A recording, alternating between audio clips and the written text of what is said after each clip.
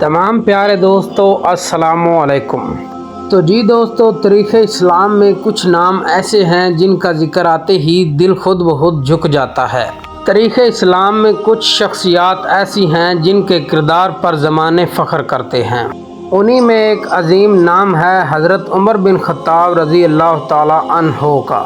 وہ شخص جس کے اسلام قبول کرنے سے اسلام کو طاقت ملی، جس کے عدل سے دشمن بھی کانپتے تھے اور جس کے آنسوؤں سے آسمان بھی لرز جاتا تھا۔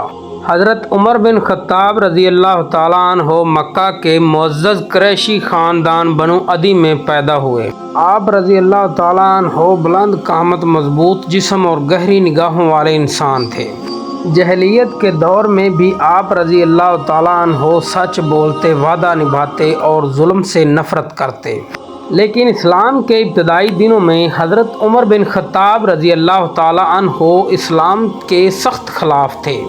آپ کو یہ گمان تھا کہ اسلام مکہ کے معاشرتی نظام کو توڑ دے گا۔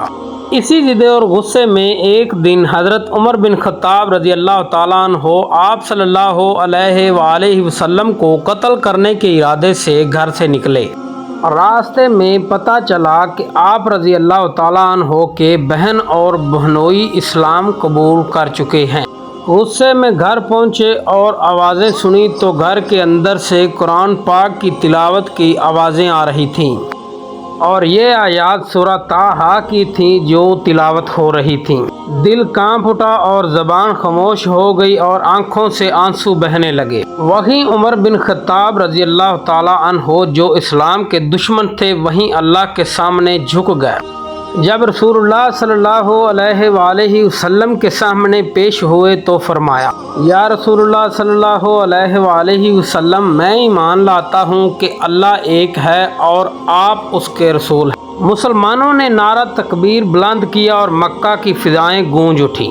حضرت عمر بن خطاب رضی اللہ تعالیٰ عنہ کے اسلام لانے کے بعد مسلمانوں نے پہلی بار کھلے عام کعبہ میں نماز ادا کی۔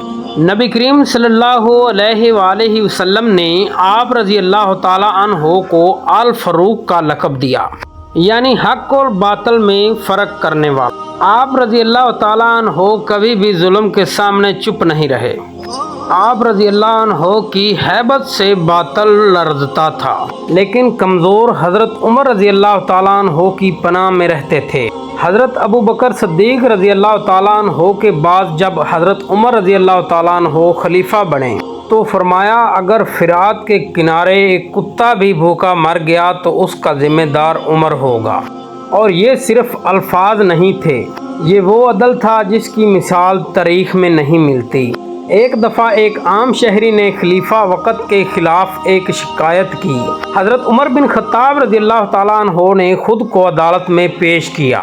نہ کوئی محافظ، نہ کوئی تخت، صرف انصاف۔ قاضی نے فیصلہ عام شہری کے حق میں دیا اور حضرت عمر بن خطاب رضی اللہ تعالیٰ عنہ نے فوراً قبول کیا۔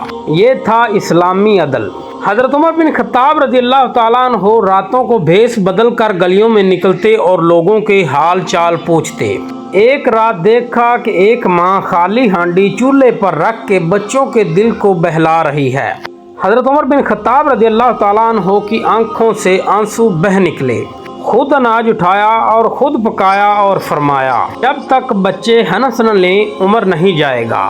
تقوی اور خوف خدا اتنی بڑی سلطنت کے مالک ہو کر بھی آپ کا لباس پیوند لگا ہوتا، اور فرماتے تھے کہ اگر حساب سخت نہ ہوتا تو عمر مسکرا رہا ہوتا۔ قرآن کی آیت سن کر بے ہوش ہو جانا، نماز میں رونا اور اللہ کے سامنے کانپنا، یہ حضرت عمر بن خطاب رضی اللہ تعالیٰ عنہ کی پہچان تھی۔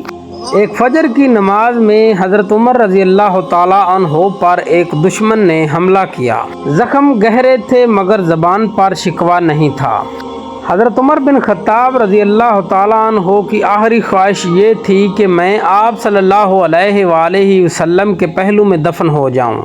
رسول اللہ صلی اللہ علیہ وآلہ وسلم کے پہلو میں دفن ہونے کی اجازت ملی تو حضرت عمر کی آنکھوں میں سکون آ گیا۔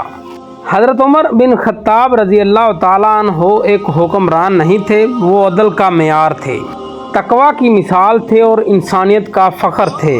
آج بھی دنیا انصاف ڈھونڈتی ہے اور نام لیتی ہے حضرت عمر بن خطاب رضی اللہ تعالیٰ عنہ کا۔ اللہ ہمیں بھی ان کے نقش قدم پر چلنے کی توفیق عطا فرمائے، آمین۔